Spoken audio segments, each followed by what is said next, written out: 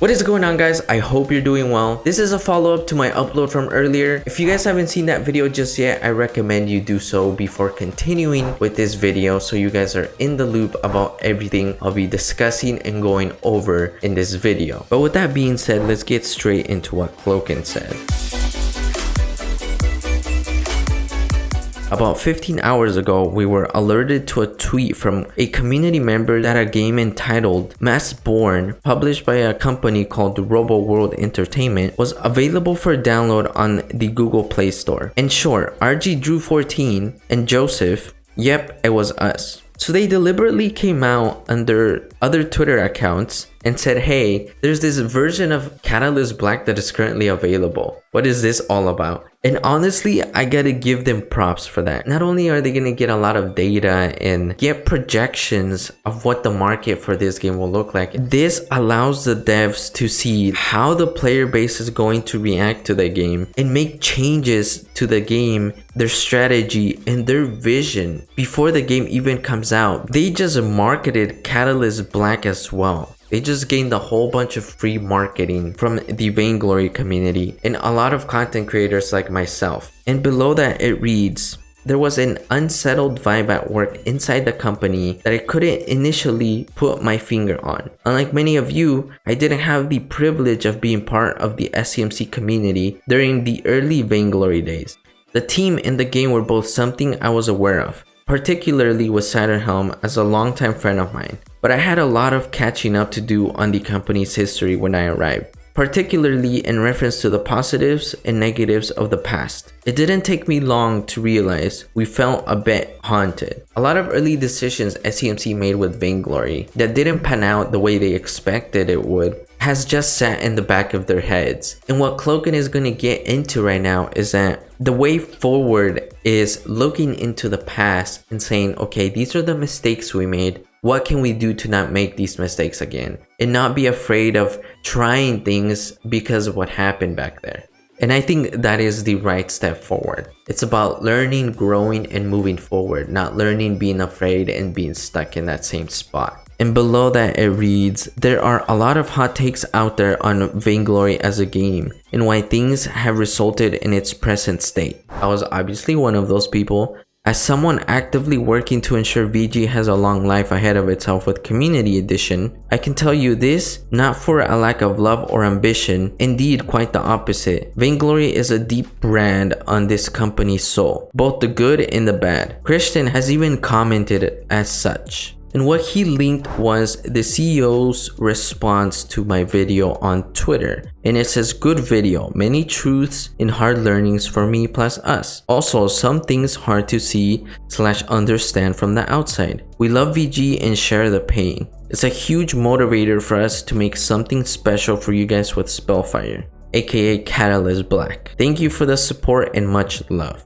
If you guys want to see this video, which is titled How SEMC Killed Vainglory, I'll make sure to link it in the description and I'll pin it in the comment below so you guys can get a little more insight about what the response is all about. But anyway, reading forward, it says, but the learnings, the things the company could have done better with VG are what bring us to the odd nature of MASKBORNE and Robo World Entertainment. With the publishing of MASKBORNE, I truly believe we've confronted our deepest regrets and fears when facing our past with Vainglory. It's no big secret that the elements that kept VG from being overwhelmingly successful had a lot to do with how business, marketing, and effective user acquisition interacted with core design. We knew how to make a great game with a lot of love, with proprietary bleeding edge mobile tech at an aggressive development pace, but there were business decisions made early with the game that simply couldn't be undone. In an effort to openly confront the demons of our past, we have attempted to humble ourselves to learn and grow in these areas.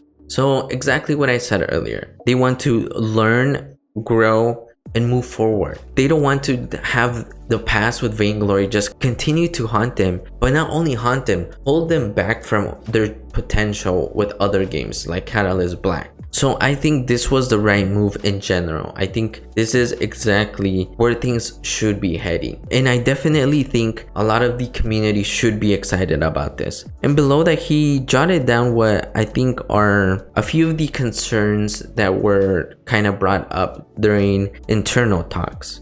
How can we know Catalyst Black will be an engaging game by its own nature, apart from our history in the SEMC label? Maybe we're wrong. Maybe we don't know what we're talking about with this game. Do we know how to run compelling mobile ads?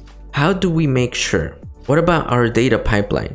Is it set up right? Can we improve our approach to analytics? The only way to know the answer to these questions would be to ship a game similar to Catalyst Black as early as possible so we can learn as fast as possible.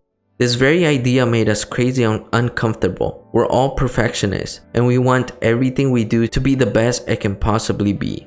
And below that, there's a few more quotes that read, "There's no way this will represent the final quality of the game we're making.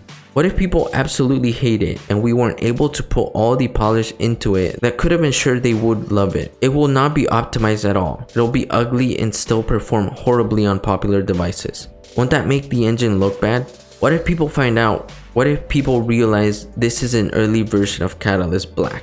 And in these concerns, you can definitely see them standing on what happened with Vainglory and their decisions. So I think they definitely did a right thing here to move forward. And it says here, MASKBORNE is a directional idea, whereas Catalyst Black will be a destination. MASKBORNE is a prototype. There is so much broken, missing intent in this early version of our game. Art, effects, sound, animations, optimization, on and on, but it has enough to teach us what we need to know. There's enough here to humble us, help us confront the ghosts of our past, and to move on into the future of what we need to become. We want to make cutting-edge games that define the future of interactive entertainment. But we also need to become a company that knows how to make smart business decisions that allow us to continue to make great games long into the future. MASKBORNE is a critical step in that journey for us, just as Vainglory has been. So that is what Cloaked had to add on why they decided to go for this early version of Catalyst Black. Like I said at the beginning, this whole thing revolves around them saying, hey, mistakes were made definitely, but we have to move on. We have to step out of our comfort zone, make decisions that will benefit the company, benefit the game, and help us move forward with a very strategic vision.